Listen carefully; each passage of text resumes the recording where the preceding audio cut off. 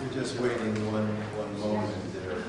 Apparently, a few journalists who, in order to make their deadline, couldn't come, so they were conducting an interview over the phone. That'll be a minute.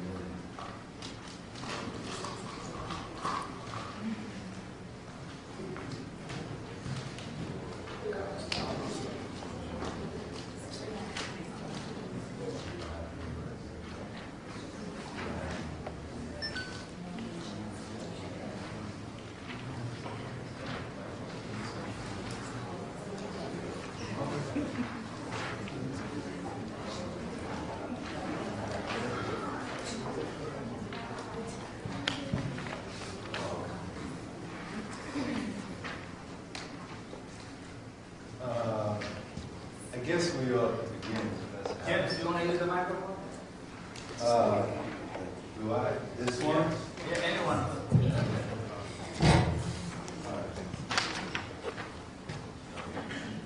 All right. Well, we want to thank all of you for coming out this afternoon. In some sense, sorry that we sort of have to be meeting at this time, particularly when this is such a tense, sensitive time for all of us in coming toward the end of the semester. But it always seems like these things happen like that. And they're not accidental, they're planned so that it puts extra burden on all of us who are already under a good deal of burden and stress. The hope is that therefore there will be very little response because the mental and physical energy is redirected, and then there's a competition for your sense of interest and concern and social responsibility, but then you also have concern about your professional, individual, school, whatever other interests that you have to serve. That's always what's so difficult about universities in that sense, because you're always under the pressure of the work and all that you ought to be doing. That's what we would prefer to be doing. But it sometimes seems like others have other intentions. I guess most of you have a sense of the outline of why we called this meeting and want to speak to the public and to the press. We just, I guess, day before yesterday it was. Yesterday, my God, not even day before.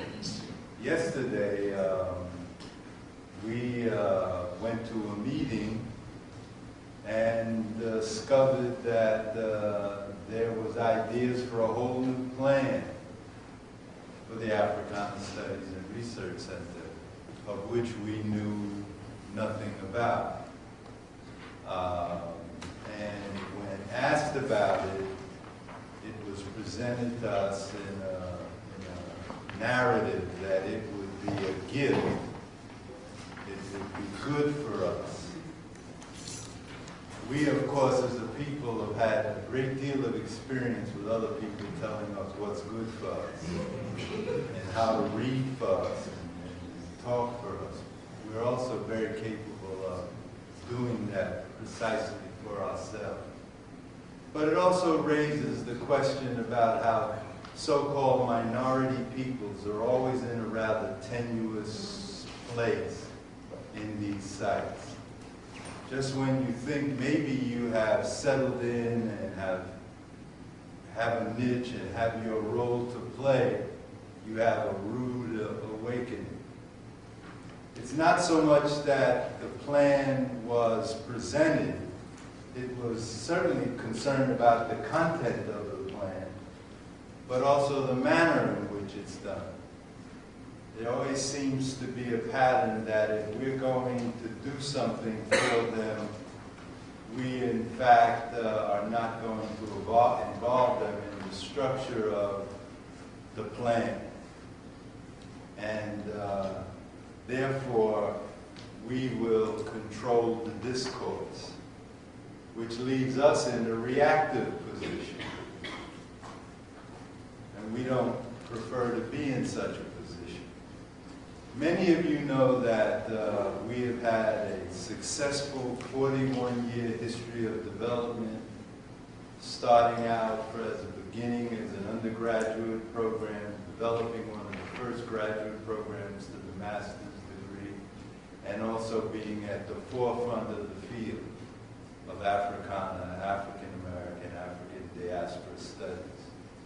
Forefront. There are very few places you can go in this country in higher education, in this field, this discipline, that the folks will not know the Africana Studies and Research Center. It is a model for many people and have been. It's an inspiration for them to see our ability to articulate our vision and to also be in control of the way in which we conduct that vision.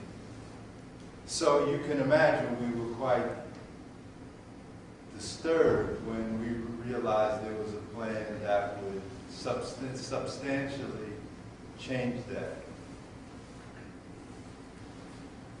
And also place us and others in a fairly difficult place. As always is the case, little details were given, and as they often say, the devil is in the details. But we have also had a successful history as a major institution in the university, but also as an anchor institution of the African American, Black, and Latino, and so-called minority community. We've welcomed, as well as beyond that community as well, but it's an anchor. And that has to be taken into consideration as we think about what we're confronted with.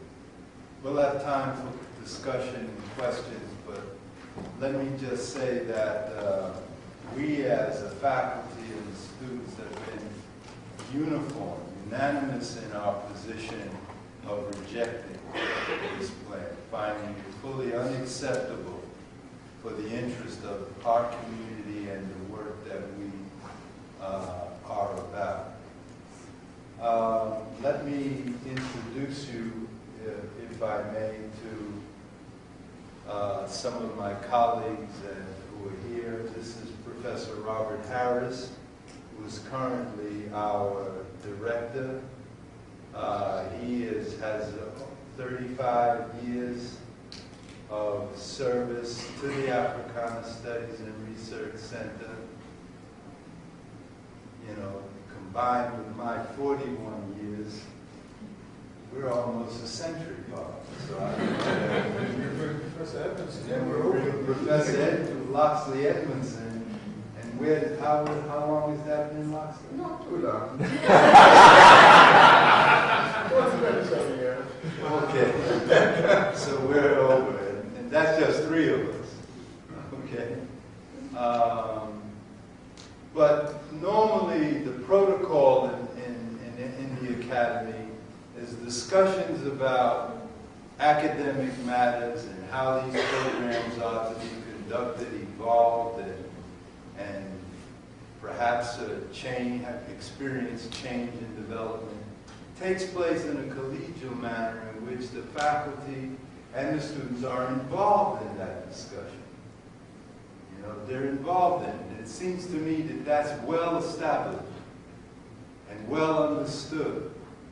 But as always, when it comes down to us, there seems to be different kinds of rules.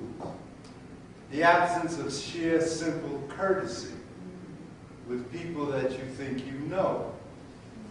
This simple courtesy is that I go and visit your house first before I tell you what I want to see happen in your house. we found